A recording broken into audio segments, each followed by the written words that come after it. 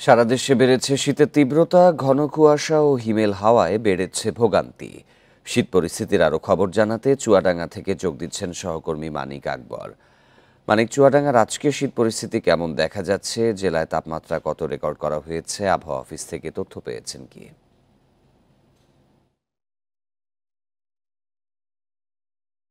চুয়াডাঙ্গা আবহাওয়া অফিসের তথ্য অনুযায়ী তাপমাত্রা নেমে এসেছে এক লাফে প্রায় ৩ ডিগ্রি। আজকে চুয়াডাঙ্গার তাপমাত্রা ১০.৪ ডিগ্রি সেলসিয়াস। আর আজকে ঝলমলে রোদ, এটাও আবহাওয়া অফিস থেকে আগেই বলা হয়েছিল। আমি একটু দেখানোর চেষ্টা করি। ঝলমলে রোদ, কুয়াশা কেটে গেছে অনেকটাই। আর আবহাওয়া অফিস থেকে আগেই বলা হয়েছিল কুয়াশা কেটে গেলে তাপমাত্রাও নিচের দিকে নামবে, এমনকি শৈত্যপ্রবাহও চলে আসতে পারে। যদিও শৈত্যপ্রবাহ চুয়াডাঙ্গায় তাপমাত্রা অনুযায়ী নামেনি। ১০.৪ ডিগ্রি সেলসিয়াস। আপনি জানেন যে ১০ ডিগ্রি কিংবা তার নিচে নেমে তাপমাত্রা নেমে আসলে তাকে শৈত্যপ্রবাহের আওতায় এসেছে বলা হয়ে থাকে। তো সেই প্রেক্ষাপট শুরু না হলেও তীব্র শীত আছে, তার কারণ তাপমাত্রা নিচের দিকে। বিকেলের পর থেকে যেটা লক্ষ্য করা যাচ্ছে, বিকেলের পর থেকে তীব্র শীত, এবং সেটা ধীরে ধীরে বাড়ছে, রাতে জেঁকে বসছে শীত।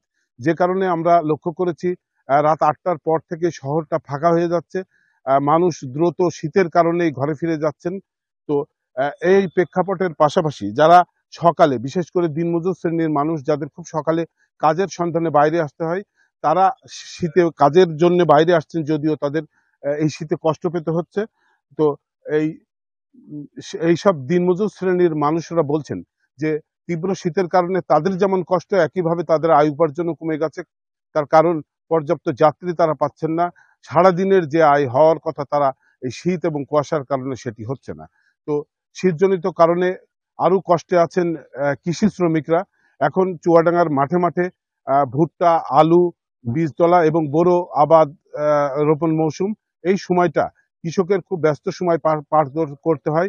ধান রোপণ করতে হয় পানিতে নেমে, কাদা পানিতে নেমে ধান রোপণ করতে গিয়েও কৃষি শ্রমিকদের কষ্ট পেতে হচ্ছে। কৃষি শ্রমিকরা বলছেন যে সকালের দিকে শীতটা কমলে, তাপমাত্রা যদি একটু বেশি থাকে এবং কুয়াশা যদি না থাকে, তাহলে তাদের জন্য ভালো।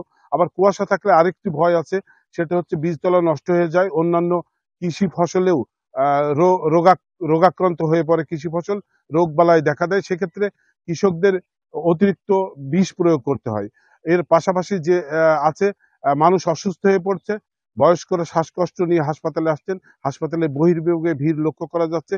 শিশুরা ডায়রিয়া এবং নিউমোনিয়া আক্রান্ত হয়ে হাসপাতালে আসছেন। এই অবস্থায় চিকিৎসকরা বলছেন এই সময়টা সতর্ক থাকতে হবে। কোনো ক্রমেই শিশুদের কোনোভাবেই ঠান্ডা লাগতে দেওয়া যাবে না। চুয়াডাঙ্গার শীত পরিস্থিতির খবর জানাচ্ছিলেন সহকর্মী মানিক আকবর।